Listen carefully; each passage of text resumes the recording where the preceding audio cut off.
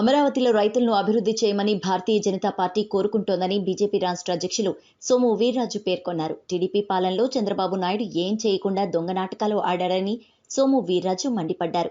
7,200 కోట్లు ఖర్చు పెట్టావు, ఒక రాయి అయినా రైతులకు వేశావా అని చంద్రబాబును ఎవరైనా అడగరని సోము వీర్రాజు ప్రశ్నించారు. మేము అమరావతిలోనే రాజధాని ఉండాలని అంటున్నామని మీకు డౌట్ ఏమిటని, డౌట్ని మీరు చంద్రబాబు నాయుడు అడగాలి అని, పక్కన ఎయిమ్స్ బిల్డింగ్ 1,800 కోట్ల రూపాయలతో బీజేపీ వాళ్లు గొప్పగా గడితే మరి చంద్రబాబు నాయుడు ఏం చేశారని అడిగే దమ్ము మీ ఛానల్స్ ఉందా అని అన్నారు. బీజేపీని అడుగుతారా? బీజేపీ 9,000 ఎకరాలను అభివృద్ధి చేస్తానంటోంది. 64,000 పట్టాలు ఆ యొక్క రైతులకు ఇవ్వమని ప్రభుత్వాన్ని డిమాండ్ చేస్తోందని చెప్పారు. బీజేపీ రాష్ట్ర కార్యదర్శి భానుప్రకాష్ రెడ్డి, రాష్ట్ర మీడియా ప్రతినిధి కోల ఆనంద్, బీజేపీ జిల్లా కార్యదర్శి సామంచి శ్రీనివాస్ విమానాశ్రయంలో వారికి స్వాగతం పలికారు. అమరావతిలో రైతులను అభివృద్ధి చేయమని కోరుకుంటారు.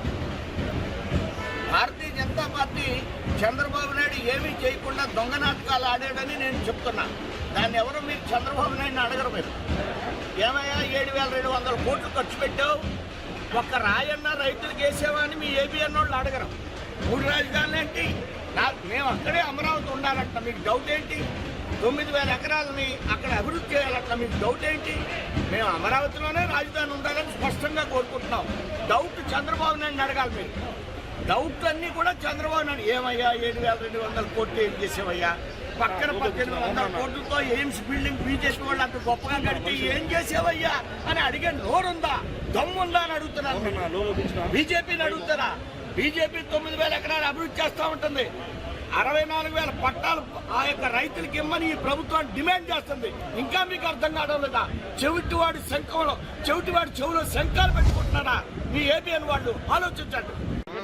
ఇందులో తెలుగుదేశం కానీ వైసీపీ కానీ ఏ విధంగానూ కూడా ఆలోచించవలసినటువంటి అవసరం లేదు.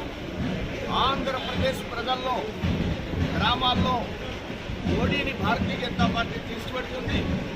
మోడీ చేస్తున్నటువంటి అభివృద్ధి కార్యక్రమాల్ని ఆంధ్ర రాష్ట్రంలో ప్రజానికానికి వారి హృదయం ముందు పెడతాం, వారి హృదయాన్ని దోచుకుంటాం, దాని ద్వారా ఓట్లు సాధిస్తాం. భవిష్యత్తులో ఏపీ తెలంగాణ దక్షిణాదిలో ఏపీ అలానే తెలంగాణలో తప్పకుండా భారతీయ జనతా పార్టీ విజయం సాధిస్తుంది. అలాంటి రాజకీయ నాయకత్వం ఉంది, అలాంటి ఆలోచనలు ఉన్నాయి. దాంట్లో రెండో ఆలోచనకి తావులేదు. తిరుమల తిరుపతి దేవస్థానానికి సంబంధించినటువంటి రోజుకి ఏదో ఒక రకం వివాదంతో హిందువుల మనోభావాలను దెబ్బతీస్తుంది. ఎస్వీబీసీకి సంబంధించినటువంటి ఏదైతే 250 మంది సిబ్బందితో పనిచేసేటువంటి ఎస్వీబీసీ ఏదైతే ఉందో దీంట్లో కనీసం 100 మంది కూడా అక్కడ అవసరం లేదు. ఈరోజు దాంట్లో 35 మంది పోర్న్ సైట్లు కానీ లేదా ఇతర అసభ్యకరమైనటువంటి అంశాల్లో ఈరోజు భాగస్వాములు కావడం జరిగింది. తిరుమల తిరుపతి దేవస్థానమే వాళ్ళకి సంబంధించిన విజిలెన్స్ టీమే గుర్తించిన తర్వాత ఆ 35 మంది పేర్లు ఎవరు, వాళ్ళు ఎందుకు క్రిమినల్ కేసులు నమోదు చేయరు, వాళ్ళు ఎందుకు శాశ్వత ఉద్యోగాల నుంచి తొలగించరు, ఇలాంటి వ్యక్తులను ఈరోజు ధార్మికమైనటువంటి కార్యక్రమాలు చేసేటువంటి టీటీడీ ఎస్వీబీసీలో ఉండాల్సినటువంటి అవసరం ఉందని బీజేపీ ప్రశ్నిస్తుంది. గతంలో అయోధ్యకు సంబంధించిన ప్రసారాల విషయంలో కూడా ఎస్వీబీసీ నిర్లక్ష్యంగా వివరించింది.